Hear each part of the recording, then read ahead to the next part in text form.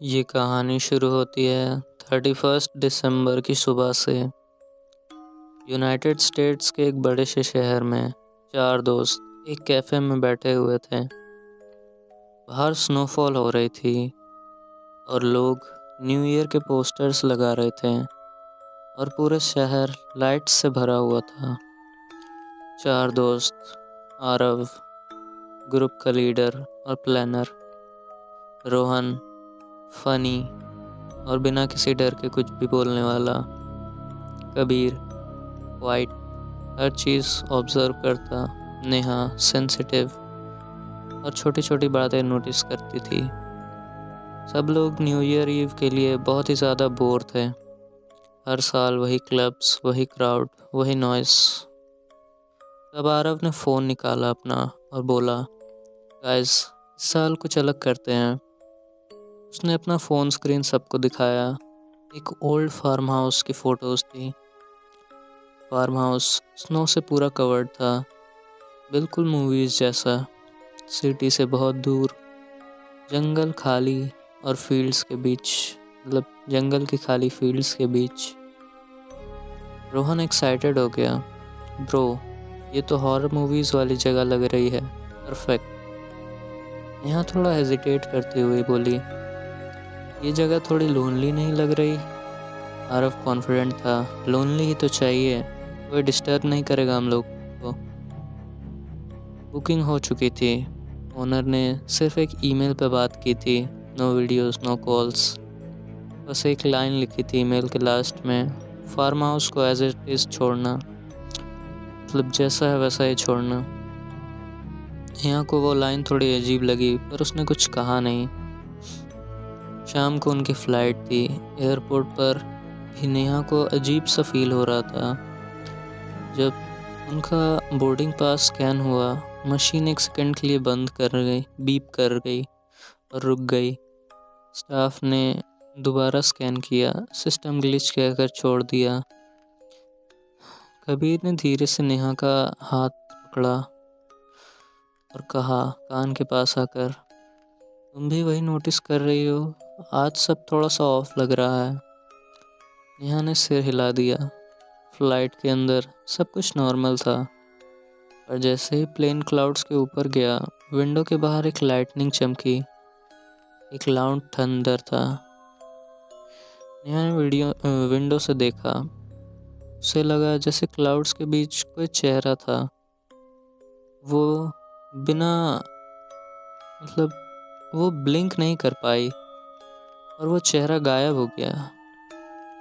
Over thinking वो खुद को समझा रही थी, मतलब वो खुद को ये समझा रही थी कि शायद मैं ओवर थिंकिंग कर रही हूँ उस जगह को लेकर, इसीलिए मुझे ये सारी चीज़ें नज़र आ रही है। खैर, फ्लाइट लैंड हुई शाम के 6 बजे। बाहर टेम्परेचर बहुत कम था। उसकी सांसों से धुआं निकल रहा था। उन्होंने रेंट कार ली और ड्राइव शुरू की। शुरू में रोड्स नॉर्मल थी, स्ट्रीट लाइट, शॉप्स, कैफेज सब थे, पर धीरे धीरे सारी चीज़ें पीछे छूटती गई। स्ट्रीट लाइट्स कम हो गई, रोड नैरो हो गई, ट्रीज दोनों साइड से रोड को कवर करने लगे। स्नो तेज़ गिरने लगी। रेडियो ऑन था पर अचानक स्टैटिक नॉइज़ आने लगी। रोहन ने चैनल चेंज किया।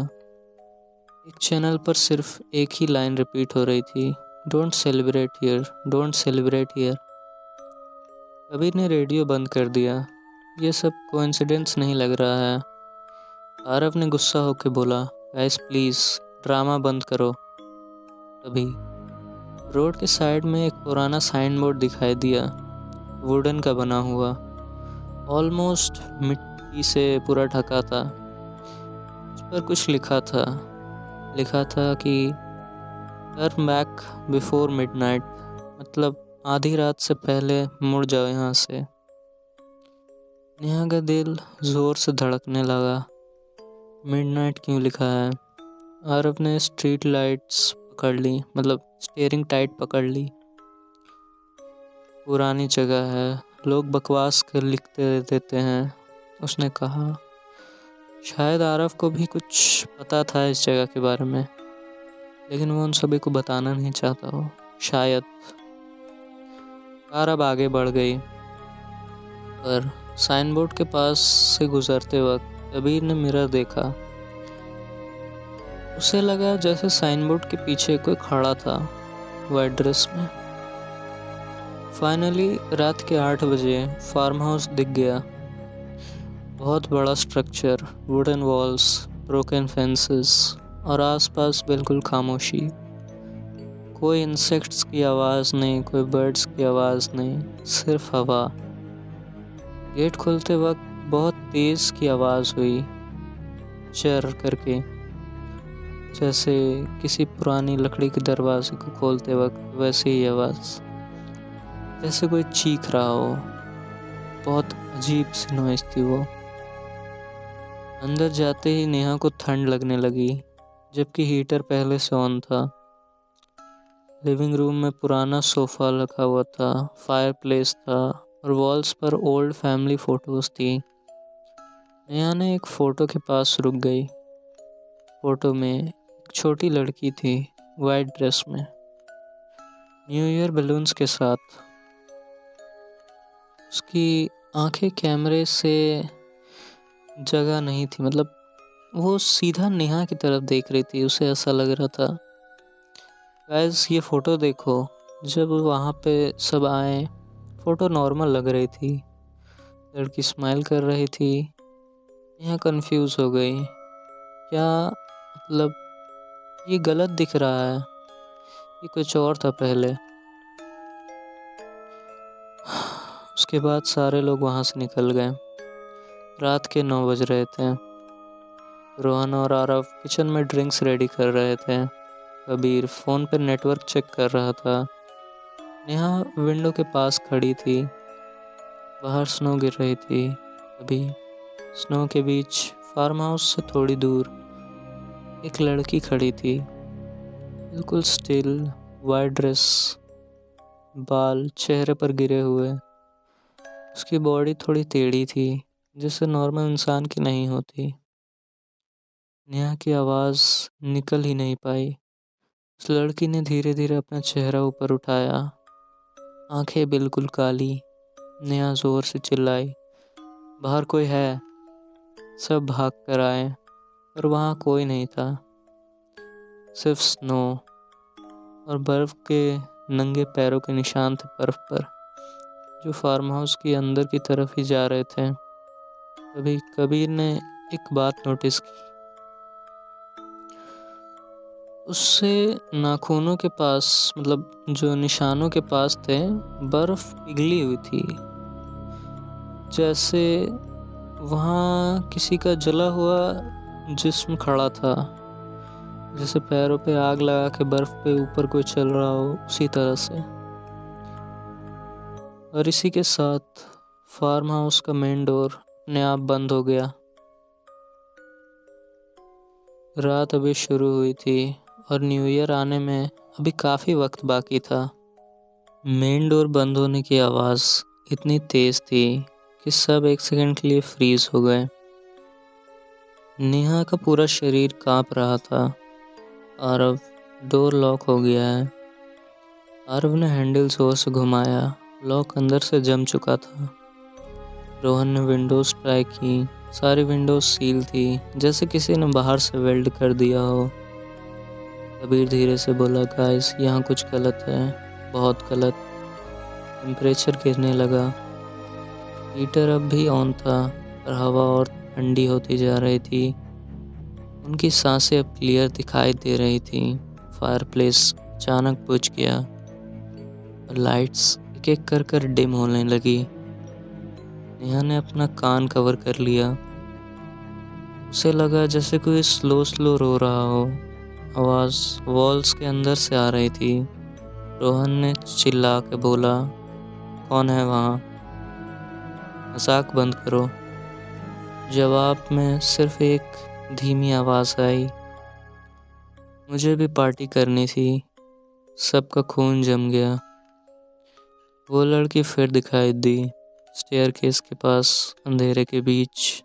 वो लड़की वहाँ खड़ी थी, इस बार और पास, उसका चेहरा आधा जला हुआ था, स्किन पर छाले, हाथ कांपते हुए। उसकी आंखों से आंसू नहीं, काले रंग का पानी बह रहा था। नेहा टूट गई, बोली, प्लीज प्लीज हमें जाने दो। लड़की ने सिर झुकाया। उसकी आवाज में दर्द था, एक दर्द जो साफ महसूस हो रहा है। मैं भी किसी वक्त किसी का वेट कर रही थी, न्यू ईयर के लिए। कबीर ने हिम्मत करके पूछा, तुम कौन हो? लड़की ने धीरे से कहा, एमिली। एमिली की कहानी। सच। लाइट्स बंद हो गई और नेक्स्ट सेकंड पूरा लिविंग रूम चेंज हो गया। वॉल्स पर आग के निशान, स्मोक, चीखने की आवाज़ें। उसके सामने फ्लैशबैक चल रहा था। एमिली छोटी सी लड़की थी, वाइट फ्रॉक, हाथ में एक न्यू ईयर बलून्स का गुच्छा, और फार्म हाउस में अकेली थी। उसके पेरेंट्स पार्टी करने के लिए बाहर गए थे। एमिली को बोला गया था 12 बजे हम आ जाएंगे, पर वो कभी नहीं आए। किचन में गैस लीक हुई और चिंगारी लगी। फायर फैल गई। एमिली दर्द में एक कॉर्नर में चुप के बैठ गई। वो चिल्लाई, मॉम, डैड, कोई नहीं आया। आग ने उसे जिंदा जला दिया। स्क्रीन खत्म। लाइट्स वापस आ गई। नेहा जमीन पर बैठ गई। रोहन ने आंखों में आंसू देखे। एमिली सामने खड़ी थी। उसने कहा, हर साल ईयर ईव पर मैं यहाँ अकेली होती हूँ। आरव ने कहा, तुम हमें क्यों दिखाई दे रही हो? हम सबको। एमिली की आंखें जैसे लाल हो गई, क्योंकि तुम लोग भी सेलिब्रेट कर रहे हो जैसे मेरे पेरेंट्स कर रहे थे। सडनली वॉल्स से हाथ निकलने लगे। जैसे फायरप्लेस की आग निकल रही थी, वैसे ही अब पूरे कमरे में भी जल रही थी। रोहन को किसी ने पीछे से पकड़ लिया। उसका गला जैसे दब रहा था। नेहा चिल्लाई, स्टॉप, प्लीज स्टॉप। एमिली रुकी। उसकी आवाज़ टूट चुकी थी। मैं सिर्फ अकेली नहीं रहना चाहती। कबीर का फ़ोन अचानक ऑन हो गया। उसमें एक पुराना पुलिस रिकॉर्ड ओपन था। उसमें लिखा था, multiple disappearance reports every new year eve near मिलरेन फार्म हाउस। फ़ोटो थी हर साल अलग अलग लोगों की, पर एक चीज़ कॉमन थी। उन सबके चेहरे थोड़े थोड़े आरव, रोहन, कबीर और नेहा जैसे लग रहे थे। कबीर की आवाज़ कांप रही थी। गाइस, ये सिर्फ एमिली का कर्ज नहीं है। एमिली ने धीरे से कहा, जो यहाँ आता है वो यहाँ से वापस नहीं जाता। क्लॉक ने 11:30 बज रहे थे। एमिली ने उसकी तरफ देखा। अब तुम लोग डिसाइड करो, अकेला रहना या मेरे साथ रहना। फ्लोर पर बर्फ जमने लगी। सीलिंग पर पानी टपक रहा था, और वो पानी गर्म था जैसे खून। न्यू ईयर आने में बस 30 मिनट बाकी थे, और फार्म हाउस अब जिंदा लग रहा था, जिंदा नरक। क्लॉक टिक अब बहुत लाउड लग रही थी। 11:45 PM। फार्म हाउस के अंदर हवा चल रही थी, और कोई विंडो खुली नहीं थी। नेहा ने कांपते हुए पूछा, एमिली, अगर हम तुम्हारे साथ नहीं रहते तो? एमिली ने अपना जलता हुआ चेहरा ऊपर उठाया। उसकी आवाज़ बिल्कुल खाली थी। फिर तुम भी वही महसूस करोगे जो मैंने किया। सडनली पूरा फार्म हाउस हिलने लगा, वॉल्स टूटने लगी, वॉल्स वुड जल रहा था, सीलिंग से आग टपकने लगा। पर पर पर हैरानी की बात ये थी, उन्हें जलने का दर्द नहीं हो रहा था। कबीर चिल्लाया, ये रियल नहीं है। एमिली बोली, ये रियल ही है, पर तुम्हारे लिए नहीं। आरव को अचानक एक स्ट्रॉन्ग हेडेक हुआ। उसके दिमाग में फ्लैशेस आने लगे। दूसरा न्यू ईयर, दूसरी जगह, दूसरा फार्म हाउस, और वो खुद आग के बीच खड़ा था। आरव गिर गया। गाइस, मुझे याद आ रहा है। एक एक करके सबको याद आने लगा। रोहन को याद आया, वो एक बार पहले भी न्यू ईयर पर ड्रिंक कर कर ड्राइव कर रहा था। एक्सीडेंट हुआ और कार जल गई। कबीर की एक अबेंडेड हाउस में party, gas cylinder blast. Neha को याद आया, एक केबिन ट्रिप पर फायरप्लेस से आग। सब मर चुके थे, अलग अलग सालों में, अलग अलग जगहों पर। नेहा रोने लगी, तो हम जिंदा ही नहीं हैं। एमिली ने धीरे से कहा, तुम सब मेरी ही तरह हो। एमिली आगे बढ़ी, मैं तुम लोगों का मारना नहीं चाहती थी, मैं सिर्फ किसी का वेट कर रही थी। उसकी आवाज़ टूट गई। पर हर साल न्यू ईयर पे लोग हंसते रहते, सेलिब्रेट करते, और मुझे कोई याद नहीं करता। एमिली ने अपना हाथ नीचे करके दिल पर रखा। तुम लोग सिर्फ परेशान हो जैसे मैं। तुम लोग फंसे हुए हो जैसे मैं। Clock 11:58 PM। एमिली ने कहा, मिडनाइट पर सिर्फ दो ऑप्शंस होते हैं। ऑप्शन 1, तुम लोग यहाँ रुक जाओ, फार्म हाउस के साथ बंध जाओ, अगला ग्रुप तुम्हारी जगह लेगा। ऑप्शन 2, तुम मुझे याद रखो, मेरी दर्द शेयर करो, और मुझे अकेला छोड़ दो। रोहन गुस्से में बोला, हम कैसे मदद कर सकते हैं? एमिली ने वॉल पर लगी हुई एक पुरानी फ़ोटो को दिखाया।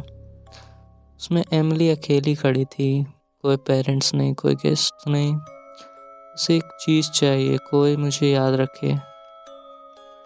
New year midnight sacrifice. Clock 11:59। Neha आगे आई। उसने एमिली का हाथ पकड़ लिया। मैं तुम्हें भूलने नहीं दूंगी। कबीर और रोहन भी आगे आए। आरव ने आंखें बंद कर ली। वो आगे नहीं बढ़ा। हम सब तुम्हारी स्टोरी याद रखेंगे एमिली। एमिली की आंखों से पहली बार नॉर्मल आंसू गिरे। Clock 12 o'clock। Happy new year. एक तेज रोशनी हुई। सुहा, पर सच क्या है? आरव ने आंखें खोली। Hospital room. डॉक्टर बोले, you are lucky. Plane turbulence के बाद तुम बच गए। आरव शॉक था। प्लेन? उसके पास नेहा बैठी थी, जिंदा, नॉर्मल। रोहन और कबीर भी थे, सब सेफ। न्यूज़ टीवी पर चल रही थी। Old millennium farm house finally burned down completely last night. No casualties reported. Neha ने धीरे से कहा, तुम्हें एमिली को याद रखना पड़ेगा। आरव ने सिर हिला दिया। कबीर ने कहा, हम सबको याद है। हॉस्पिटल के विंडो के बाहर स्नो गिर रही थी। गिलास पर किसी की उंगली से लिखा, थैंक यू फॉर रिमेम्बरिंग मी। और एक रिफ्लेक्शन में एक पल के लिए वाइट ड्रेस में एमिली मुस्कुरा रही थी, फिर गायब। पर उसकी आवाज़ हवा में रह गई। अब मैं अकेली नहीं हूँ।